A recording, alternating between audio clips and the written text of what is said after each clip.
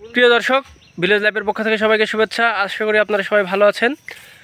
ভিডিওটি শেষ পর্যন্ত দেখবেন। আপনারা এখন যে আমটি দেখতে পাচ্ছেন এটি হচ্ছে খেরসাপাত আম বা হিমসাগর আম। আমটি খেতে বেশ মিষ্টি এবং সুস্বাদু। এই আমটি আকারে মাঝারি, এগুলো দেখছেন বেশ বড় হয়েছে। আর এখানে একটু খেয়াল করে দেখুন, এখানে অনেকগুলো আম রয়েছে। এখানে দেখতে পাচ্ছেন থোকায় থোকায় আম ধরে আছে। তো আমটি খেতে বেশ মিষ্টি হয়। এটি একটি জিআই পণ্য। এই গাছে আপনারা দেখতে পাচ্ছেন অনেকগুলো আম ধরে আছে। দর্শক, এগুলো সবই খেরসাপাত আম। আপনারা জানেন রাজশাহী আমের জন্য বিখ্যাত। আমরা এখন আছি রাজশাহী জেলায়, রাজশাহী জেলার চারঘাট উপজেলার একটা আমের বাগানে।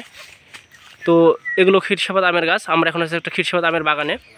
তো এই বাগানটাতে অনেক খেরসাপাত আম ধরেছে।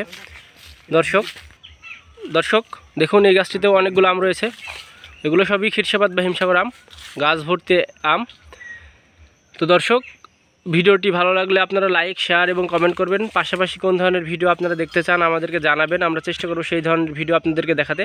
আর আপনারা যদি আম পেতে চান, গাছ থেকে সরাসরি আম নিতে চান, আমাদেরকে জানাবেন।